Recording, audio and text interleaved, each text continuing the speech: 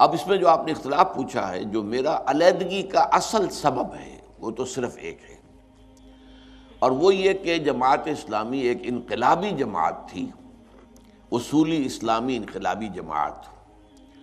انتخابات سے اس نے اپنا دامن بالکل بچا رکھا تھا۔ سن 46 کے کروشل الیکشنز ہوئے ہیں اس ملک کے اندر، جن کے نتیجے میں کہ پاکستان وجود میں آیا، جماعت اسلامی نے اس میں بھی کوئی حصہ نہیں لیا، ووٹ بھی نہیں دیا۔ وہ کہتے تھے انقلابی عمل جو ہے وہ اور ہے، انتخابی عمل اور ہے۔ لیکن پاکستان میں آ کر مولانا نے جو بھی وقتی مصلحتیں دیکھی، ان کے تحت انہوں نے سمجھا کہ الیکشن میں حصہ لے کر یہ انقلاب کا عمل تو بہت طویل ہے، بہت لمبا ہے، وقت طلب ہے اور دقت طلب بھی ہے۔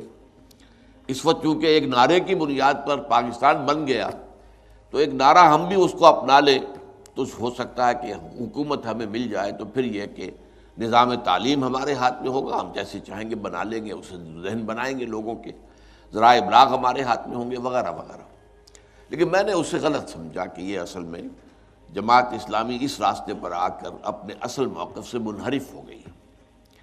پھر یہ بھی نہیں ہوا کہ میں صرف اس خیال کی وجہ سے علیحدہ ہو گیا، میں نے یہ خیال پیش کیا پوری قوت کے ساتھ جب جماعت میں ایک جائزہ کمیٹی اس کے لیے بنائی گئی کہ جن لوگوں کو پالیسی سے اختلاف ہے وہ ان سے بات کریں، تو میں نے پہلے زبانی گفتگو کی، انہوں نے کہا آپ اپنی بات لکھ کر دے دیں، تو پھر میں نے 250 صفحے کا بیان دیا، اور وہ اب بھی موجود ہے کتابی شکل میں، تحریک جماعت اسلامی ایک تحقیقی مطالعہ، جس میں نے ثابت کیا کہ اس ایک اقدام نے جماعت کی تحریک کی نوعیت کو بدل دیا ہے۔ پہلے وہ ایک اصولی اسلامی انقلابی جماعت تھی، اب وہ اسلام پسند قومی سیاسی جماعت بن گئی۔ تو میرا جو ہے، چونکہ مولانا مودودی جو ہے اس پر مصر رہے، بعد میں بہت عرصے کے بعد سن 70 کے الیکشن کے بعد مولانا نے تسلیم کیا کہ یہ غلطی تھی جو ان سے ہوئی ہے۔ بہرحال لیکن جب تک کی بات میں کر رہا ہوں، یہ سن 55-56 کی بات ہے، تو مولانا اس پر جمے ہوئے تھے، لہٰذا میں نے راستہ ادا کر لیا۔ لیکن اس کا یہ مطلب نہیں کہ مولانا مودودی سے کوئی اور اختلاف نہیں۔ مولانا مودودی ایک تحریک کے شروع کرنے والے بھی تھے، تو اس تحریک کے بنیادی فکر سے تو میں متفق ہوں، سوائے اس طریقہ کار کی تبدیلی کے۔ لیکن اور بہت سی باتیں ہیں جن میں مجھے اختلاف ہے، مثلاً یہ کہ اسلام میں زمینداری کا معاملہ اور جو ایبسینٹی لینڈ لارڈشپ ہے، اس کے بارے میں ان کی رائے کو صحیح نہیں سمجھتا۔ میرے نزدیک امام ابو حنیفہ اور امام مالک کی رائے زیادہ صحیح ہے، قاضی ابو یوسف اور امام محمد کی رائے کے مقابلے میں، کہ مزارعت حرام ہے، اور ہمارے ہاں کی ساری خرابیوں کی سب سے بڑی جڑ جو ہے سیاسی اور قومی زندگی کی، جو بس کی گانٹھ جس کو کہتے ہیں، زہر کی گانٹھ، وہ یہی جاگیرداری ہے کہ ان جاگیرداروں کا یہ ایک جو میوزیکل چیئرز گیم بن کر رہ گئی، یہ ہمارے ہاں کی سیاست۔ میں اس میں مولانا مودودی کے موقف کو صحیح نہیں سمجھتا۔ اسی طرح خلافت و ملوکیت نامی کتاب مولانا نے لکھی، وہ لکھی اس وقت جب کہ ہم جماعت چھوڑ چکے تھے، اس کے بعد کی ایک تحریک ہے ان کی، تو اس کے بھی آدھے حصے کو میں بہت عمدہ سمجھتا ہوں۔ اصولی بحثیں جو ہے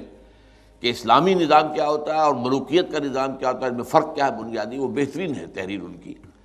لیکن یہ کہ خلافت سے ملوکیت تک زوال کیوں آیا ہے، اس کے اوپر جو ہے ان کے اسباب کا، اس کا تجزیہ میرے نزدیک ان کا صحیح نہیں ہے۔ اس میں انہوں نے کبار صحابہ حضرت عثمان رضی اللہ تعالی عنہ، ذوالنورین ہیں، امیر معاویہ، عمرو بن العاص وغیرہ رضی اللہ تعالیٰ عنہ پر بہت شدید تنقیدیں کی ہیں۔ کچھ تھوڑی سی تنقید حضرت علی پر بھی ہے، لیکن یہ کہ ان تین پر بہت زیادہ ہے۔ اور جو اصل کردار تھا اس فتنے کا، عبداللہ ابن سبا، اس کا ذکر تک نہیں کیا، میں حیران ہوں۔ تو بہرحال اس طرح کی چھوٹی چیزوں کے اندر، لیکن یہ علمی اختلافات ہیں، اس کی وجہ سے تحریک سے انسان علیحدگی اختیار نہیں کرتا۔ تحریک سے متعلق دو باتیں ہوتی ہیں، بنیادی فکر، اس میں مجھے کوئی اختلاف آج تک نہیں ہے مولانا مودودی کے فکر سے، کہ اقامت دین کی جد و جہد فرض ہے، اس کے لیے جماعت کا التزام لازم ہے، یہ سارا چیزیں جو ہے میں آج بھی قائم ہوں، اور اسی پر میں نے پھر اپنی تنظیم اسلامی کو استوار کیا ہے۔ البتہ علمی معاملات کے اندر جیسا کہ میں نے کہا، مجھے ان سے اور بھی کئی اختلافات ہیں۔